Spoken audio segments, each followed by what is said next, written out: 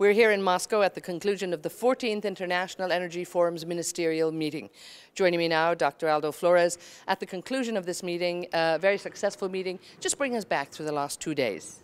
Well, these were 2 very interesting days. We discussed key issues for the global energy industry.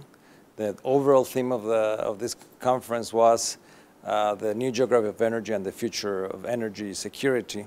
And this is because there's so many things that have changed in the last 10 years in the energy industry that they deserve much more attention, much more analysis, and we wanted the producers and consumers, the ministers, to discuss them in much more detail.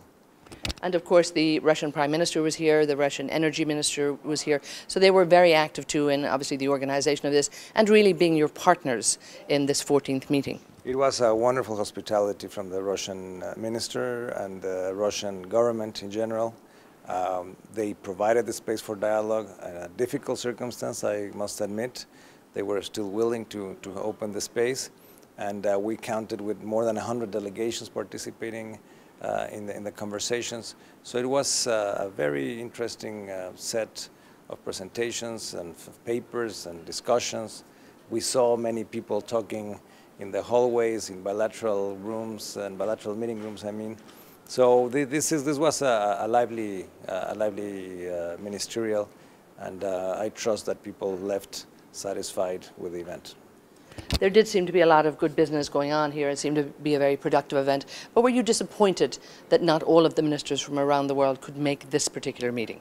Well, let me begin with what I like, which is that a lot of ministers still came despite the fact that there's so much controversy surrounding the issue of regional trade between Russia and Europe and Ukraine. It is a bit disappointing for the energy dialogue when not everyone can make it, but we understand the reasons, and we of course respect them, and our main task is to provide a platform so that ministers can use it whenever they want it. That's why they created it. So overall, I think it's still a very good meeting. Now, of course, one of the big initiatives that was launched at this meeting too, and one that you've been working on for many years, the launch of the JODI Gas Initiative, the Joint Organization Data Initiative, moving from oil, where it's been for quite a while and been very successful, into gas. How important was this launch? JODI Gas is very important. Ministers had been calling for a database on the fundamentals of gas markets for at least 8 years. It was a very long process of consultation, of coordination, of developing the expertise so that the 8 organizations that are participating in JODI Gas could work together and come up with this database. It was also a process in which we could bring over a new organization to join this partnership, the GECF, the Gas Exporting Countries Forum, and with this we are contributing to the data transparency in the gas market, which is key, because this market is going to start growing much faster than people would have expected 10 years ago. And of course, you still bring the producers and consumers together, and managed at this meeting to bring your partners, OPEC on one hand and the International Energy Agency on the other. How important is it that that particular, almost the troika, the 3 of you are there together at these meetings, and again showing that strength and unity that you managed to do? It's important and welcome. We have a cooperation program with the IEA and OPEC on key issues that have been identified in ministerials as deserving attention. Some of them are issues that became particularly relevant when the market faced major volatility and crisis. So with OPEC and the IEA, we're working on the future of energy, on energy outlooks, on the interaction between physical and financial markets, and on JODI, together with the other organizations. They are part of the beginning of the IEF.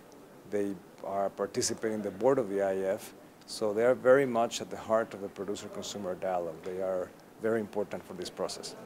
And you've added to that gathering to the Gas Exporting Countries Forum as well. The Secretary General was here and really seemed very happy to be joining that club almost. And we were very happy to have with us the Secretary General of GCF to make the dialogue as representative as possible. We need these organizations. To make JODI as representative as possible, we needed the collaboration of GCF, because we had a lot of progress made on the demand side of gas, but we needed the supply side of gas. And GCF was, with the new Secretary General, very happy to participate in this, and they did make an important contribution to JODI Gas. We just didn't think that we were going to have 77 countries participating in JODI Gas last year. So with this is great progress. Now, you tried a few new things at this particular meeting too. You had some parallel sessions, a little more intimate, that people seemed to welcome and seemed very engaged with. Is this part of perhaps updating and keeping the dialogue perhaps livelier at the International Energy Forum? Of course, and I hope so. Look, we at the Secretariat are even more ambitious than that, but we understand that there's a process that countries and ministers want to respect. So we were able to innovate a little bit in this ministerial with these parallel sessions. We saw that they were quite a success. We hope to have some of these breakout sessions in more events and more flexibility in the format, so that there's the type of informality that was envisioned at the beginning of the creation of the IEF, so that ministers could interact much more, and we can get also more intelligent, interesting insights that could be used to inform the dialogue. Now, the Saudi Arabian oil minister said that he wanted to see the IEF become the main source for energy dialogue in the world. And he really was looking to the future and saying that it had the potential to be a much more, a bigger organization, a more ambitious organization, and certainly he was throwing his support behind it. So that must be very encouraging for you. Extremely encouraging. Saudi Arabia has been always a champion of the dialogue. The commitment of Minister Naimi himself to the IEF has been unwavering, and to His Royal Highness Prince Abdulaziz also. So the fact that that he was here, that Saudi Arabia expressed once again its commitment to the dialogue, and that even proposed that the IEF should become a more formal international organization that has more responsibilities and that contributes through this structured dialogue in more ways to global energy security is very welcome. It's a proposal. The IEF belongs to all its members, as Minister Naimi himself has said.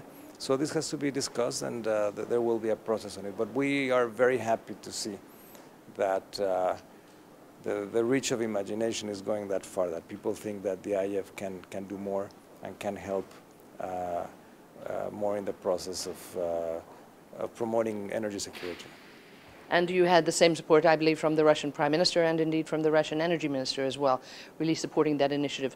So well done on that. So what's next for the IEF? Do you think that that's something that perhaps collectively all the ministers could actually drive and, just forge ahead and build a stronger, an even stronger IEF in the future? Well, we have a lot of tasks to still accomplish in the IEF. This is a proposal that is not the first time that has been said. Perhaps it's the first time that has been said with such a strong emphasis at the ministerial. But we still have work to do with the IEA and OPEC in our collaboration. We have other activities within the dialogue that are important and must be strengthened. We have a gas ministerial, for example, that we organize with the IGU. We have an Asian ministerial roundtable. We have an industry roundtable as well. We have a whole set, again, of activities that still deserve more attention, perhaps even before we move to the next stage. Then again, maybe the next stage helps us to improve this one because it implies more support, but hopefully we'll get there. Our task is to make sure that we provide the best services and products to the members, the countries, and the ministers. Super. Well, we'll let you get back to work. Thank you so much for taking the time. Thank you so much.